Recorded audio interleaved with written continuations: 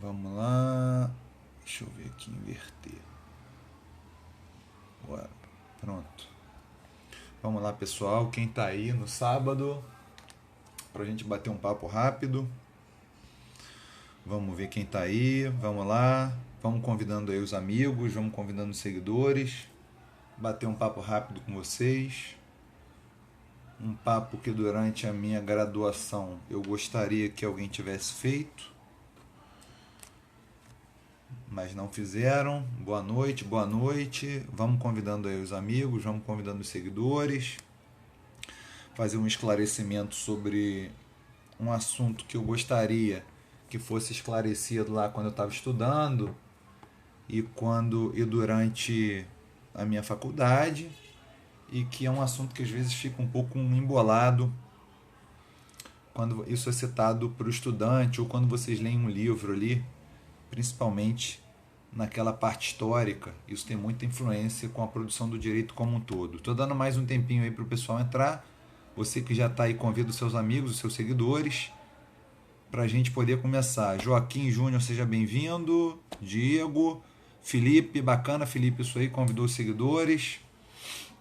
Vamos lá, para a gente poder começar. Seja bem-vindo, vamos convidar os amigos para a gente poder começar. E aí, pessoal, como é que estão as provas? Estudando muito, sábado, estou gostando de ver o pessoal sábado presente. Boa noite, Joaquim, boa noite. Valeu, Felipe. Georges, grande Georges, sempre presente. Convida aí seus amigos, Georges. Vamos lá, vamos começar. Estou dando tempo aí para o pessoal entrar. Pessoal, se for batendo os coraçõezinhos aí, ajuda, só para eu ver que o vídeo não travou, tá? Pessoal, eu trouxe para vocês um assunto relativamente simples e que está ligado à questão da tradição da civil law e da tradição da common law e do poder constituinte. Por que eu trouxe esse assunto? Porque raras vezes, durante o nosso curso de graduação, isso é tratado de uma forma muito superficial, muito genérica, até mesmo durante o estudo para concurso, da seguinte maneira: olha, pessoal, tradição da civil law significa direito escrito, codificado, onde a fonte do direito está na lei, e o direito e a common law significa um direito mais consuetudinário, pouco direito escrito, e a aplicação se dá mais, a elaboração do direito se dá mais por forma jurisprudencial. E aí sempre citam, né, os Estados Unidos, a Corte Americana, como exemplo de common law. Boa noite. E citam os países que utilizam aí a civil law, vários, dentre eles é citado o próprio Brasil. Então, pessoal, por que essa distinção que eu falo é superficial? Você falar direito escrito, produção do direito pela doutrina, civil law, e direito mais consuetudinário, produção do direito mais jurisprudencial, common law. Por que isso é muito superficial? Porque, por exemplo, o estado da Califórnia, que fica nos Estados Unidos, tem mais códigos do que vários países da civil law. O estado da Califórnia, que fica nos Estados Unidos, tem mais códigos escritos do que vários países da civil law. Então, se você puder, resolve lá para mim. Então, o que acontece? Já cai por terra essa afirmação, porque se tem mais códigos do que alguns países da civil law, como é que fica isso? Mas, na verdade, embora tenha mais códigos, o sistema de interpretação do direito é o sistema da common law. E eu vou explicar isso aí um pouco mais para frente. Já na antiga Hungria e Grécia, mesmo sem ter os códigos aprovados ainda, o sistema de justiça era baseado na civil law. Então, essa mera distinção de direito escrito e direito não escrito, ela não me parece suficiente. Então, a gente vai ter que buscar os fundamentos mais lá para trás, pessoal, mais lá para trás, e a gente vai ter que ir mais lá para as revoluções, no caso, para a Revolução Francesa e para a Revolução Americana, né? Para a Revolução Americana. Quando se constitui a Revolução Francesa, e eu não vou dar aqui uma aula de Revolução Francesa, eu acho que vocês sabem alguma coisa, no sentido de que foi feita, né, é o que é o terceiro estado, aquela obra clássica de Sieyès, em relação à burguesia. Havia os estados gerais, a burguesia, o clero e a nobreza. Então tem aquele problema, dentre vários problemas, com os impostos. Sieyès então levanta uma ideia e meio que insufla a burguesia, dizendo que é ela que sustenta o Estado, então ela deveria ter maior representatividade. Isso também é um assunto de mais explicação para a Revolução Francesa, mas em síntese, pessoal, a nobreza ela era dividida basicamente em alguns textos do próprio Sieyès fala em nobreza da espada e nobreza da toga. O que significa isso? Que os nobres ocupavam os principais cargos militares e os nobres ocupavam os cargos da magistratura. Os magistrados, os juízes, eram os nobres. Tudo bem, pessoal? Então a gente vai ficar por aí, para a gente poder prosseguir no raciocínio. Quando ocorre a Revolução Francesa, uma das primeiras preocupações então que se dá é com uma separação absoluta de poderes.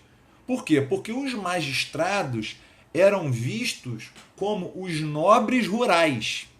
A magistratura, os juízes estavam ligados à nobreza e a burguesia queria romper com esse poder dos juízes. Queria romper com esse poder dos juízes no sentido de enfraquecer a nobreza. Tudo bem? Então, todo o direito da civil law, ele é construído, ele é pensado no sentido de uma separação mais absoluta dos poderes, de trazer um juiz meramente boca de lei, um juiz que não pudesse interferir nos assuntos dos outros poderes, no caso do executivo e do legislativo. Tinha essa preocupação grande lá na Revolução Francesa pelo fato da aristocracia da toga ser identificada com os juízes e o medo de se haver um governo de juízes.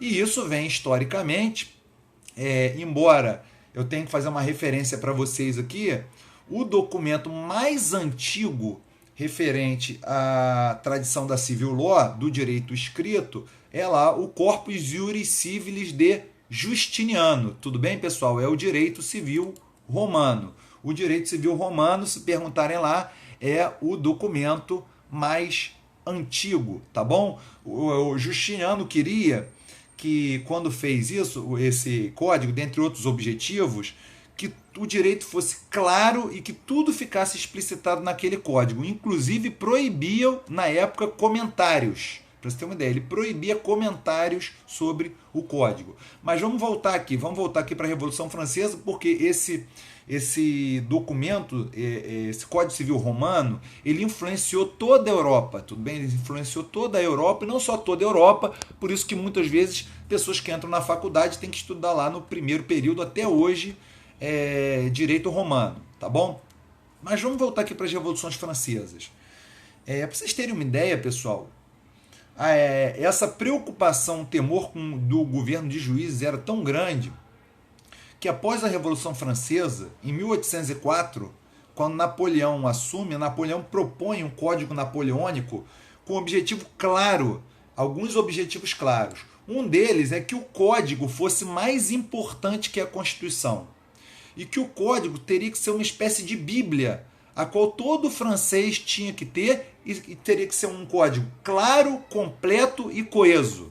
Para quê? Para evitar justamente a produção de direito pelos juízes e até que os advogados se fizessem desnecessários, de tão claro, coeso e completo que o código era. Esse era o objetivo de Napoleão, quando quis fazer um código ali todo detalhado, né? Chegamos a um ponto, pessoal, o código napoleônico não é nem o melhor exemplo disso. Teve um código prussiano, o Landrit, ele chegou a ter 17 mil dispositivos legais detalhados. Imagina você, estudante de direito, concursando da Prússia nessa época, se tivesse, tendo que estudar um código com 17 mil dispositivos legais. Tudo isso, pessoal, com o objetivo do direito ser claro, coeso e o mais completo possível, para que não tivesse lacunas. Uma vez que, entendo lacunas, o juiz acabaria podendo produzir o direito, e é uma coisa que eles gostariam que fosse evitada e que eles queriam a todo custo evitar. Então, pessoal, agora eu vou fazer uma diferença. Já quando a gente vai para a história da Inglaterra e dos Estados Unidos, nunca houve essa desconfiança do poder judiciário. Lá, o poder judiciário foi sempre visto como aliado ao indivíduo, importante no rompimento com o feudalismo. Tem outras desconfianças sobre o judiciário que não vem ao caso, é sobre se há uma atuação política, mas não é o caso. O caso é que nunca houve essa desconfiança conforme ocorre aqui. Então, essa preocupação com o governo de juízes sempre foi muito menor. E a própria estruturação dos poderes, aqui no Brasil, por exemplo, vocês têm que estudar lá nos livros do concurso a teoria do poder constituinte, não é? Teoria do poder constituinte. A teoria do poder constituinte foi importante, por quê? Porque para o CIES reestruturar um direito escrito, ele teve que utilizar um fundamento que permitisse ele reescrever, pelo seguinte fato: como é que ele ia escrever alguma coisa que não tinha nada na norma que permitiria ele fazer a revolução que era pretendida? Nada autorizava. Começou há algum tempo, mas depois eu vou deixar você ver a reprise. Então vem a fantástica criação, né? Criação do poder constituinte, ou seja, um poder imaterial, um poder que emana do povo, e que aí, com base nesse poder, as normas poderiam ser reescritas, de maneira, inclusive, a se dar poder à burguesia. Entenderam? A necessidade de um poder constituinte na tradição da civil law. Porque como é que você vai escrever atribuindo novas competências sem nenhum dispositivo te dar a competência para você reescrever a história jurídica? Você precisa, então, criar uma teoria. E aí foi criada a teoria do poder constituinte, que, como poder emana do povo, esse poder constituinte originário permite que sejam reescritas as normas, e daí vem a possibilidade de se reescrever todo um sistema jurídico conforme era o pretendido, era o teorizado por CIES e pela burguesia. E só falar isso, pessoal, que todo mundo sabe que o CIES era um abade. O abade era ligado a quem? Ao clero. O clero não era a burguesia que o CIES pretendia defender quando insufla e escreve o manifesto que é o terceiro estado. Então, há relatos, e aí a gente está pensando de uma forma crítica, porque isso não tem em todos os livros, que em verdade CIES ele tentou galgar poder dentro do próprio clero, não conseguiu, pertencia ali ao baixo clero, né, não conseguia galgar poder, então ele meio que escreve escritos que insuflam a burguesia para que a burguesia tome o poder e ele ganhe uma certa proeminência, inclusive ele contra os escritos dele, porque ele dizia que um nobre não poderia representar a burguesia e muito menos um clérigo, e ele passa a ser o representante indicado pela burguesia nos Estados Gerais. Então alguns relatos de que ele também tinha um certo projeto de poder quando ele escreve ali o manifesto, não foi só por uma preocupação social, digamos assim, com a burguesia. Mas então estou trazendo esses assuntos da Revolução Francesa porque você verifica daí toda a preocupação em fundamentar um poder constituinte na tradição da civil law que te permita reinaugurar uma ordem jurídica com novas normas. Já em relação lá, nós vamos ver a história do constitucionalismo americano, e é muito importante para essas duas tradições, o constitucionalismo francês, que espalhou os ideais do iluminismo no mundo, e o constitucionalismo americano, que tem outras bases, pelo seguinte: como é que foi nos Estados Unidos? Muito genericamente falando, pessoal, quando as colônias se agregam, então é um estado formado por agregação, eles tinham uma preocupação em não delegar muito poder para esse poder central, que era a federação, e fazer um arranjo ali na divisão de poder. Então, eles sentam, redigem isso, ali os Founding Fathers, né, os pais da nação, e o que eles fazem? Eles não precisam de poder constituinte. Agora, quem dá essa legitimidade para a nossa Constituição é o povo, porque o poder emana do povo. Eles escrevem um documento e submetem à aprovação popular.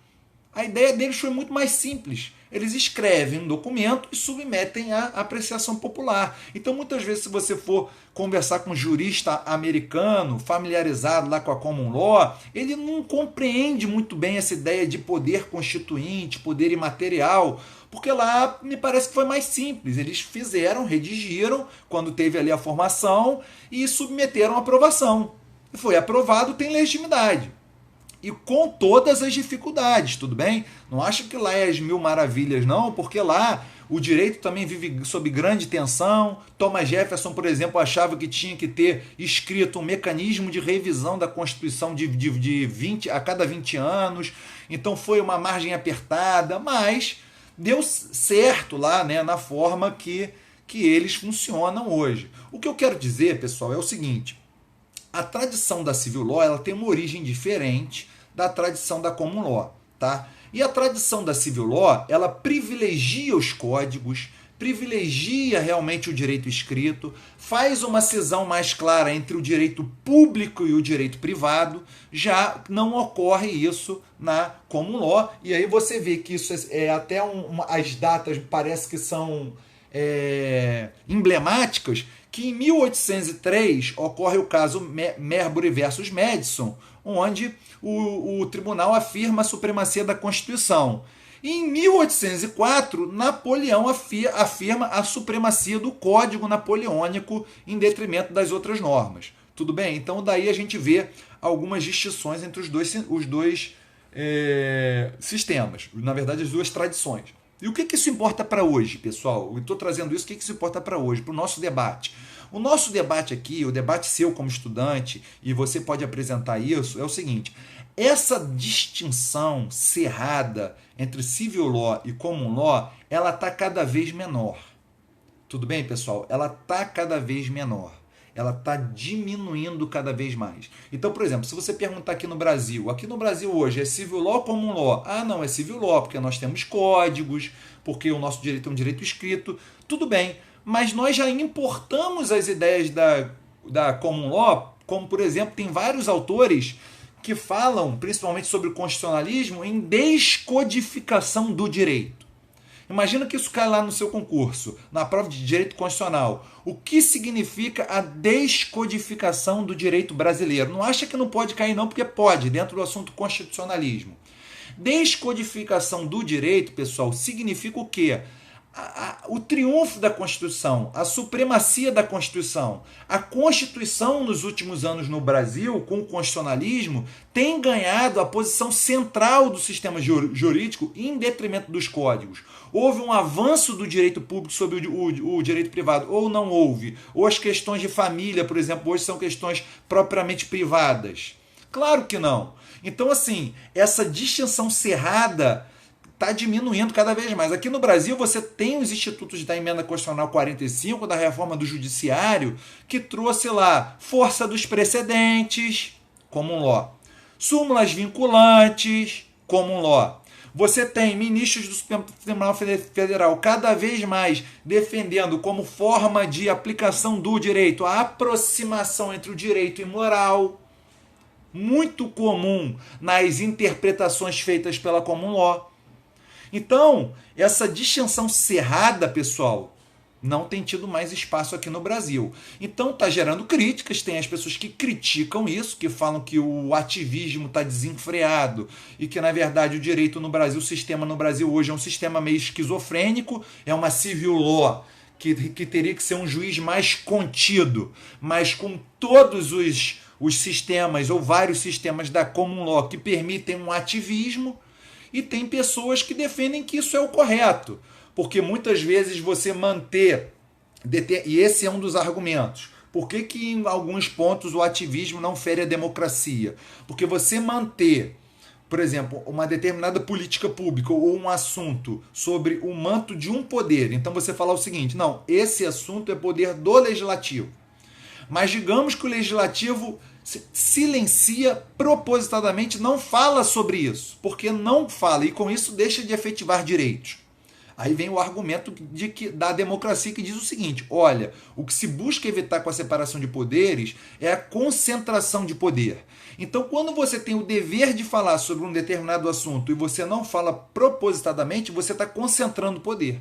E você está concentrando da pior maneira possível se você ainda entender que você é imune a isso. E por isso se permite a intervenção do judiciário na concretização desses direitos. E aí vem lá a força normativa da Constituição, o texto de Conrad Hess, traduzido aqui no Brasil por Gilmar Mendes. Tudo bem, pessoal? Então eu espero ter trazido aqui para vocês um pouco da diferença da tradição da Common Law para a Civil Law. A tradição mais antiga é a da Civil Law, é a lei das 12 Tábuas de Roma, 450 a.C. O início da Common Law, a história marca como em 1066, quando os normandos derrotaram os defensores nativos e dominaram a Inglaterra. Tudo bem? Então fica aí os marcos históricos, fica aí as diferenças, fica a nossa referência em relação ao constitucionalismo atual. E espero que, se isso cair num concurso ou que você, na sua aula de direito constitucional sobre esse assunto, você tenha isso em mente e que eu possa, de alguma maneira, ter ajudado. Se eu puder indicar alguma bibliografia sobre isso, se vocês quiserem saber mais, eu quero estudar mais a tradição da Civil Law e da Common Law, eu quero no futuro fazer uma monografia, eu quero entender bem o assunto, vocês anotem o nome de um livro. Tudo isso que eu falei está lá e muito mais, inclusive como se dá a atuação dos juízes, dos professores, é A Tradição da Civil Law, de John Merriman, um americano, John Merriman. A Tradição da Civil Law, editora Sérgio Antônio Fabriti. Tudo bem, pessoal? Então, bom sábado, prossiga nos estudos, espero ter ajudado. Indica aí o nosso Instagram, para quem não conhece, Delta RJ Luiz Marcelo. Tudo bem, pessoal? A gente está aqui tentando, no mestrado de Direito Constitucional, trazer uns assuntos interessantes para vocês. Em breve a gente vai retomar também no Direito Penal, que eu sei que o pessoal gosta, tá bom? Um forte abraço a todos e um bom fim de semana.